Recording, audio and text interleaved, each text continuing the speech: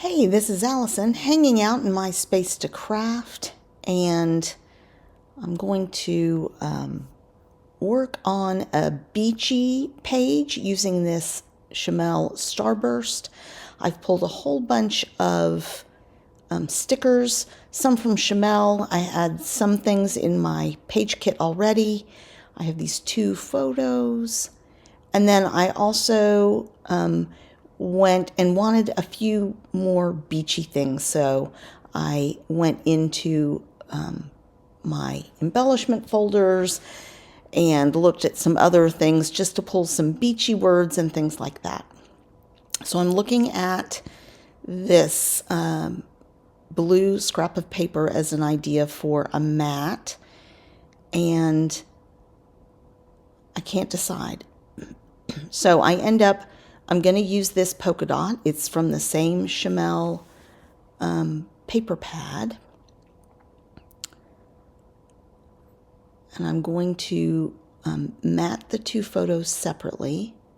One is of my daughter, and one is of her, two of her half-sisters while we were on our cruise. So this is on the beach in Costa Maya. It was a great day. We had a long afternoon there, and I will admit the kids may or may not have taken advantage of an 18-year-old drinking age in Mexico. So that's why they have some fruity cocktails in front of them. So there will be a few of those on the page. I wanted to include this vellum. It ends up not showing up as much as I thought it was going to. I probably could have done without it, but I was committed and I just wanted that extra layer on the page. So I just want it peeking out from underneath the photos, and I did tear the edges.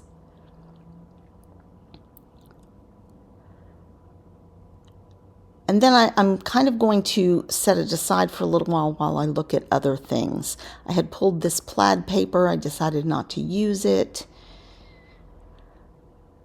And then I wanted to see if there were some cut-aparts that I might use. And I did find one that I liked, and it's the pie chart one.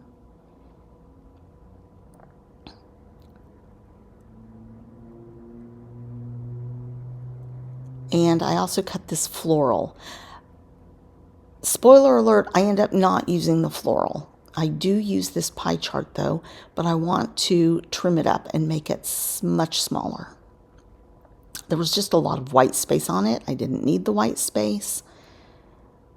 So I'm going to try that out, and I think I may trim even a little bit more off it. I'm not sure. And then I just didn't love this just stark white on there, so I'm going to trim a little bit more, and then I'm going to mat it on this blue paper, and I'm going to corner chomp it just to give it a little more interest and reduce the bulk of it a little bit. And that's a trick. If you're new to scrapbooking and you have a hole in a piece of paper, it doesn't matter, just as long as your paper covers up the hole and you still have an edge. So it's a hint also, if you're doing punches or something like that, don't go all the way to the edge, and that way you can still use it for a mat a lot of times. It just makes your scraps go farther, especially if you're scrapbooking on a budget, which I need to be, but I'm not.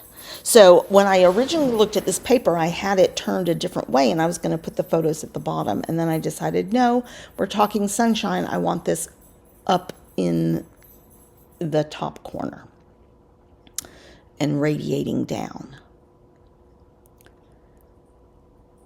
And this is just my preliminary. A lot of this changes. I'm just letting you know. I do like that sunshine there at the bottom. The other idea I had was I really wanted my embellishments to coordinate with the rays that they were in. So this pink tag is going on this pink section. The blue border of that other tag is in a blue section. The blue bird is going in the blue section. This orange and pink butterfly is going between those two. So I'm just continuing that concept, and that made me want to move the word sunshine, which I'm using as my title, to the top of the photo so that it would be near the one truly yellow section. So I went off, I added a whole bunch. I was really just hemming and hawing. So I went off and I added a whole bunch more ephemera and went through some sticker books and travel. So I wanted a little bit more of a travel theme. Shimelle doesn't usually include a lot of travel stuff and not really beachy stuff. She's just not beachy, and that's okay. But a lot of my vacations involve beaches and pools and stuff like that. So I have this preliminary, and now I'm adding in that vellum. I haven't inked everything. I just sort of auditioned stuff, and now it's time to finish them out. All right, sorry, I had to restart my voiceover.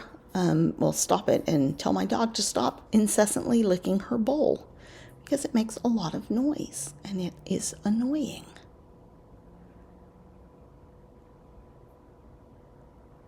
So here now I probably should have inked everything before I even started auditioning them, but I wasn't sure I was going to use everything. So I don't like to ink until I know it's going to make the page. So this is the one little area where she's going to be able to journal if she would like. She is an excellent writer, but getting her to actually do it can be a struggle. So I loved this little Vespa that was in one of my travel sets in my embellishment folders, just because we did not ride Vespas, but my memories of Mexico always involve Vespas and mopeds. And people still ride them, though. It can be dangerous because the traffic is a lot crazier now than it was 30 years ago when I started going.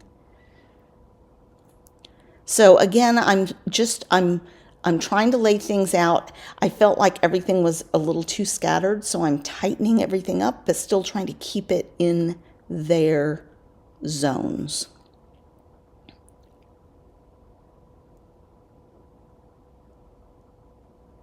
So it's taking a little fussing around with things, if you will.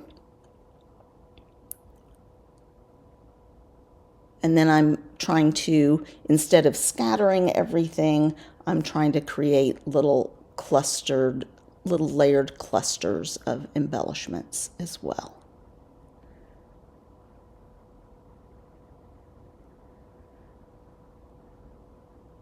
So this little label is funny. It says love to bake. That is not what Shimelle intended it to be used for, baking in the sun, but it works. So I pulled it and I thought the girls were sunbathing and swimming and hanging out. My daughter even went and got a massage, which is what I did not include a picture of that. I do have a picture of her on the massage table. She might want another picture, another page with that on there. I'm going to ask her because she said it was the best massage she's ever had and it was super reasonable. I think she spent maybe $40 for a massage or $30. I don't know. It was not expensive. And I found this.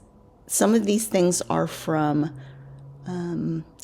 Retro Summer, Simple Stories Retro Summer. Some of the stickers, some are from Shimelle, and some are from Fun Stamper's Journey, I think. So I realized there were some holes in this. I did end up having to glue this down after I filmed. it just wasn't super sticky. I didn't have that problem with most of the other stickers though. I pulled out a few things to be roundish elements. And then some of the butterflies, one was a sticker, I think, and two of them I fussy cut. All right, and I think my next step is going to be to do some sequins. So I have some sort of matching sequin mixes. The other thing is I remembered I had these cameras, so I wanted to cut a couple of extra things and add those. I will fussy cut those and ink them up as well. You'll see that in the final pictures. So I'm going to get some sequins. I did have an accident and I dropped an open envelope of sequins all over my carpet. So I had to cut the video there, edit the video so you didn't see me just disappear and go pick up a bunch of sequins. I ended up not using everything from the same sequin mix because, again, I wanted sequins that matched their rays. And I am doing sequins to the sort of top and side left and then bottom and side right. So not every ray gets sequins. So I'm just looking at some of the other sequins that I have and looking for the right colors to go with the correct. And honestly, I did not have the right purple. I found this Good Life and in the Shimelle sticker book, and it worked, but I just couldn't find the right sequins. I didn't have the right purple sequins, so that area does not get any sequins, and I'm okay with it. So I am going to have some close-ups of the page because somehow when I was recording it, I didn't hit record right. So I've got 3 different zones of the page for you to see.